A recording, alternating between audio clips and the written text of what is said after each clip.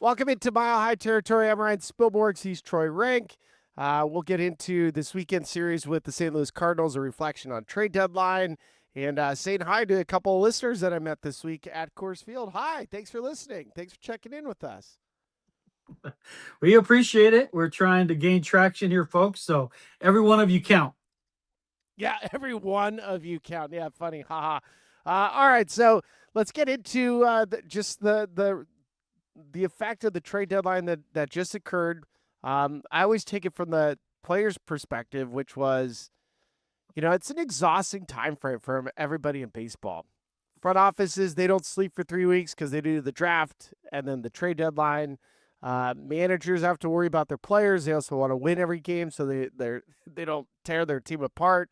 And then players whose names are either tossed out there in rumors or actually get traded, it's unsettling. So it's nice to get through it. And usually, the trade deadline, especially for teams that are not in that playoff chase, this is the start of the dog days of summer. This is when you start seeing some brutal baseball. Besides somebody but the Mets. And yeah, listen, you know how it is. You get into this point in the summer and you have to get a little selfish as a player. You got to find ways to motivate yourself because it ends up with your numbers changing. It can mean the amount of money. You're going to be a free agent. This is the time when every sense in your body is telling you, I'm tired. Your senses are dulled. You got to find a way, Spilly. And the Rockies have clear motivation.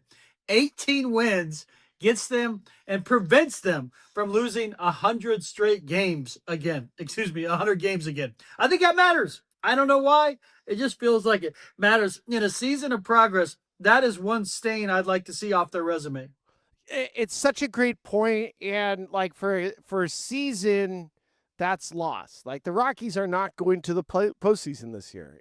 They're not going to have a Boston Red Sox turnaround because they just don't have the same pitching that the Red Sox had. So, we're seeing signs of the Gabriel Hughes. Lorenzen has struggled. Kyle Freeland had his best start of his career, the complete game at Coors Field, his last outing, but they just don't have the pitching to be consistent. And you move on from certain players, and even at the back end of the bullpen, seeing Jordan Romano and trying to figure out how everything slots. They don't have the pitching. And so you're 100% right, where you have 47 games. That's it. From Friday night, from tonight till the end of the year, you have 47 games, and you have to win 19 of them to avoid 100 losses. And like the players won't talk about it unless Warren Schaefer lets them know. It'd be Oh, nice. only 18. Only 18. You're challenging them more than they need. 18 because they're at 45. 18 to get them to 63. Yeah, but I don't want to see 100. I want to see a 99 or a 98.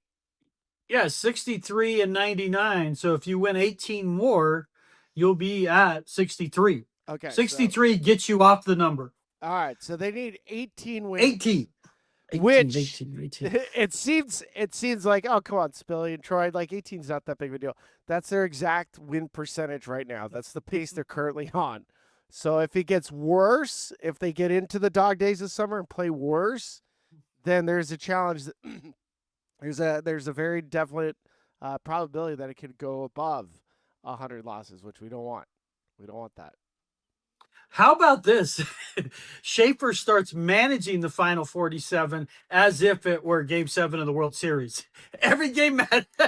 Every game matters. Screw development. We're winning every night, boy. We're selling out. We're selling out. No, I kid because I care. I do think it matters. I think they need to be cognizant of the number. Now, if you go into a slide and it's obvious you're not going to avoid it, you're not going to avoid it. But right now, it's a realistic goal. If you play at the pace you've been playing at, you could avoid it. Now they're going to have to get hot at home, or at some point have a great road trip. They're not good on the road. And this is the story of the Rockies outside of their playoff seasons. But I want to see young pitching develop. I want to see McCarthy and some of these guys, these hitters, Goodman finish strong. Love to see him get to 45 home runs. But again, if you want to state progress, I think you need to avoid 100 losses. And avoiding it avoids a statistical anomaly. I think the last team that did it, because they'd be trying to avoid it for what, the fourth straight time, right? If memory serves, I think the last team that did that was the Washington Senators. They don't exist anymore. It was 5 decades ago. Like, you don't want to be in that company. I don't care how much things are changed. You don't want that on your resume on any point in your lifetime. And this team, I'll be honest, Billy, they don't play like a 100 loss team. The previous teams that did, they earned it because they were terrible and they weren't qualified and they were incompetent. This team, you watch them on a nightly basis, they don't feel like a 100 loss team. No, they don't feel like a 100 loss team. And it's, let's see. I'm looking. The last winning season for the Rockies was 2018. They were 91-72, and then the next year they dropped to 71-91, and then you have the pandemic shortened season. Then you have another 74-87. Then it's 2022. They were 68-94, and now it's the run of 3 consecutive 100 loss seasons. 2023, 103 losses. 2024, 101 losses. And then 2025, an abomination of a season, 119 losses. So you're right. It's got to get back. I mean, I would like to see this thing 97 losses, hopefully, at the most. But still, I mean, those are far too many losses in the last 6 years, which, like, I don't know how Rockies fans do it. You know, like we get great attendance, and I love baseball, so like I don't mind watching baseball games, but the support that the fans provide after getting your butt kicked for the last 6-7 years, that's wild. And thankfully they're seeing some signs, but man, like that's tough. Like it's tough for me broadcasting games and losses, but I get paid for it. You know? Yeah. I mean, it helps that it's a great place. I mean, there's got a Disneyland feel to it, and you do staycations there. I mean, all that helps, and they deserve credit for that part of it. The maintenance and the upkeep of the stadium. It's a beautiful place to spend 3 hours or go party and drink. But at some point, you got to reward your fans with competent baseball, and we've seen that. They're under 500 at home, but they've been way more competitive at home. And I just think, again, the only team that's lost 100 games 4 straight years. If I'm not looking at my notes, but I believe it's the Senators, and it's 5 decades ago. You don't want to be in that conversation. You just don't, and that team doesn't exist anymore. So you definitely don't want to be in a conversation of matching the record of a team that doesn't exist. So Rockies, I think you need to take pride in this. You need to finish strong. I mean, we've talked about Dee Podesta and Josh Burns, and given this team a direction, a philosophical switch, and all that. But it's a tougher sell again, and it shouldn't matter if you win 63 games or 62. But I'm telling you, it does. It's just like, whether you have a winning record or losing record, there's certain things when you go into the off season, you don't want to have to talk about anymore. And I just think this group deserves not to be attached to a 100 loss season, but they got to go do it. They got to go do it. Some of these young guys have to play better. Tovar is showing some signs. Maybe he snaps out of it. But some of these guys need to finish strong. This is why it's called a season, not a month, not a game. You know how it is. You can't fake through 162 game season. It's like the SEC in football. If you win an SEC title, you won it. You cannot fake your way through that schedule. And now is the time that separates guys with your offseason training, your mental toughness. Every instinct in your body is telling you, I'm tired. Our team stinks. We've got no chance of the playoffs. But I will say this, Bill, and I'll ask you this. It's one advantage this team seems to have, and I'm not around it every day, is they do like each other. There is a camaraderie and a feel. Maybe there's a little more pride there than it's been in years past. Yeah, that's very accurate. I mean, there's some good people in there. I'm glad you brought up Tovar for a second, because Tovar, like you look at him like a brother, right? Like he's such an easy person to like cheer for, and to like it pains you when you see the season that he's having, because it's not been good. He's a negative .8 player. His numbers across the board are his worst. He's got a 585 OPS, but he's starting to swing the bat again, and he's playing great defense. And if you see him, he has a smile on his face, and he's trying to be a good teammate. So he does all those things, which I think organizationally you see. He's also under a contract for. He's got several more years of contract remaining. It's going to look at like a bad contract unless he can figure it out, which I know he can figure it out. He's only 25. Right. So it's and the adjustment. There's two adjustments that Tovar made this week that I think are really important to note. One was he was taking a lot of first pitches. He's just like basically he was not swinging at the first pitch. What that was step one. Number two is he got back into his legs, so he has a little bit of a normal rhythm, routine, and he was getting kind of stationary with his stance. He's been exposed to the fastball all season long. I don't think that has to do with light kick rhythm and timing. That's bat path. So he's got to figure that one out. Otherwise, he'll continue to get exposed. I mean, you can't hit in big league level anymore if you can't hit a high fastball. So, Right. and that's where Tovar's at. But he's made some great strides in the last week, and we saw his batting average jump up to 207 when it was 192 a week ago. So it's getting there. And it's good. But you're right. Like the thing with this Rockies team in that clubhouse, they do compete every night. They really do. And like there's something to be said about like the guys are good. I still want more Cole Carriggs. I want guys that are kind of like that you're scared that your daughter's gonna run away with the motorcycle riding rebel. Like that's Cole Carrick for me. Kelly Leak riding the motorcycle. That's exactly him. Cole Carrick is Kelly Leak. That's exactly him. I like that kid. He plays with an edge. Tulo brought that to you guys. There's certain guys that bring that, and they can be a little rough around the edges, if you will. It can be a little, difficult at times because they're so linear in how they want to win. They wake up and they want to compete at everything. And you need guys like that. You can't have probably 25 of them or they drive you crazy. But, you say Tovar, I'm seeing some progress there. He's still a negative WAR player. I think you and I were both negative WAR when we got married. And look at us. We were the acorn that became the tree. There's always hope. I love that. Yeah. Well, I used to say negative WAR, positive vibes. Like you can have a negative WAR, just have to have positive vibes. I love that. That is good. I'm going to steal that. Yeah, negative WAR, positive vibes. This weekend, so you do have the Rockies going into St. Louis, which it's going to be hot. This road trip is going to be a long one, and against some teams that have been playing pretty good. St. Louis is starting to fall apart, but you get 3 against St. Louis, 3 in Arizona, and then 3 in San Francisco. So this is a long road trip for the Rock Show, and it's also going to be it's going to be super hot in St. Louis, even hotter in Arizona. Luckily, there's a dome, and then probably freezing cold in San Francisco. Yeah, this is one of those that I'd go on, and it's a 9-game one, right?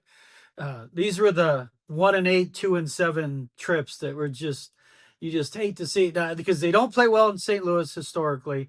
And San Francisco, I don't know if they have a record worse in any park. Maybe Dodgers now because they've dominated. But when I covered the team, they were you guys, and it even predated you, were so bad in San Francisco. There were nights if Walker and Helton didn't get a hit, I just assumed you're going to get no hit in San Francisco. But San Francisco's terrible this year.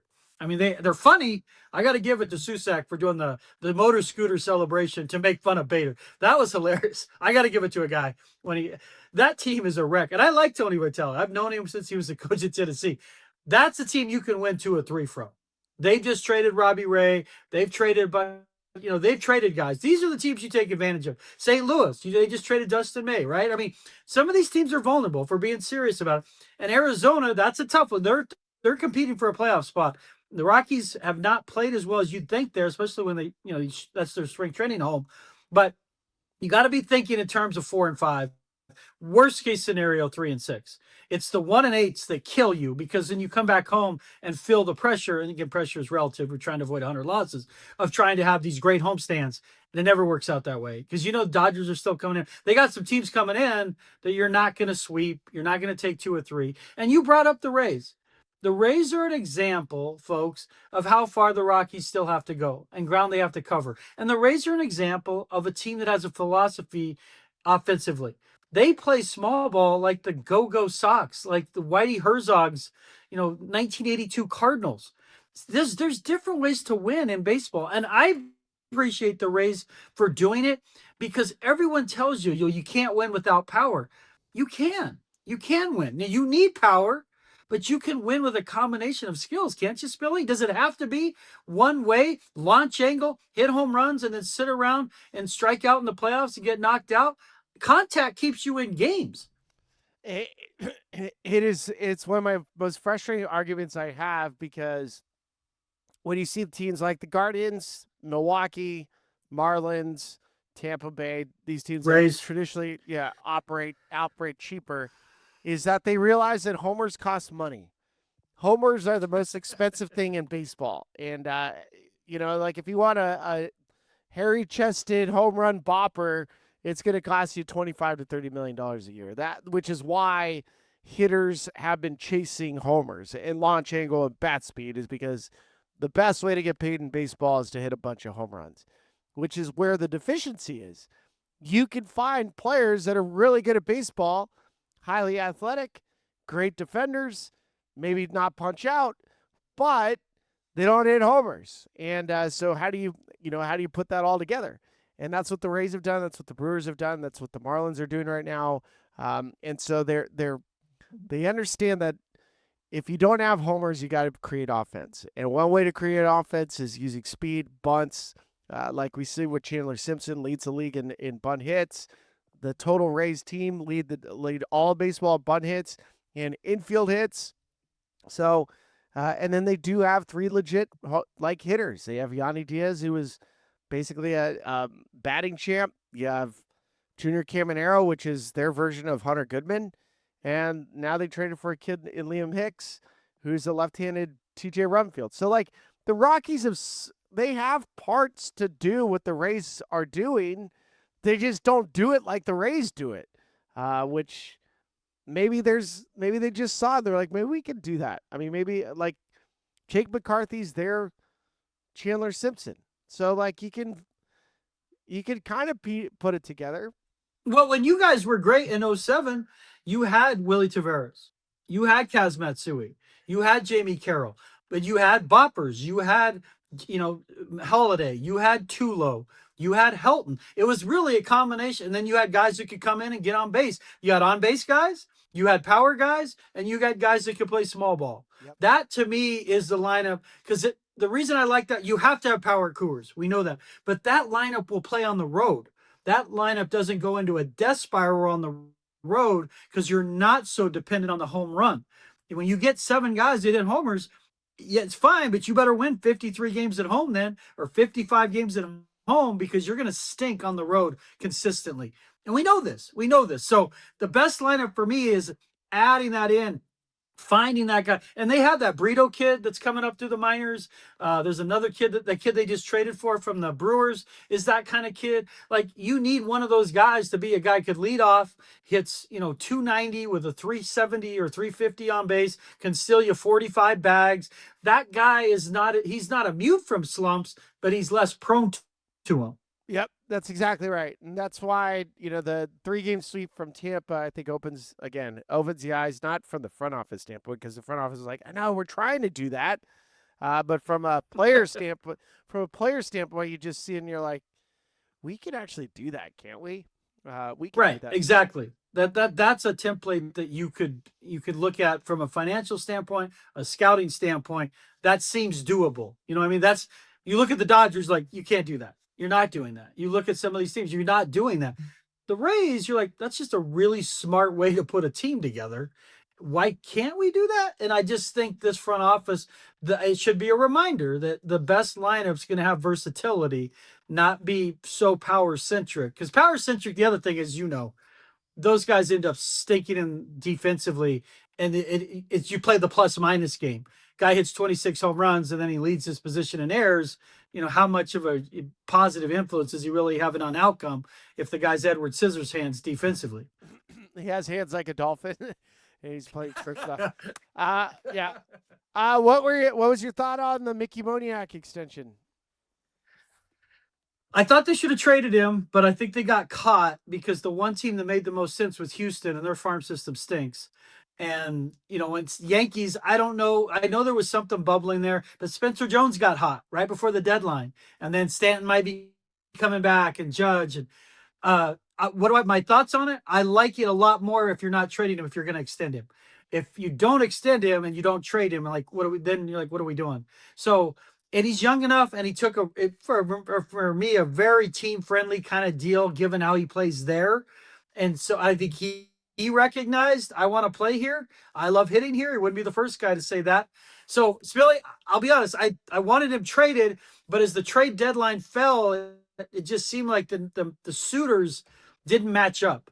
And so I like keeping him under those circumstances of terms of an extension. Was there any chance? Did you feel like they were close on him or a Goodman? Was there a behind the scenes with Goodman given what the Red Sox gave up for Rushman?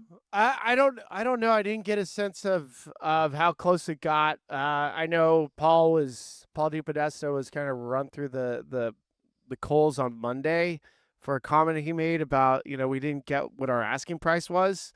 And so, people are like, well, what the heck is that asking price? Maybe your asking price is too high, right? Like if nobody meets your asking price, obviously, since we don't know, we assume the asking price is too high. If he would have been traded, people would be like, the asking price is too low. You traded away Hunter Goodman. So there's never a way to be right or wrong here.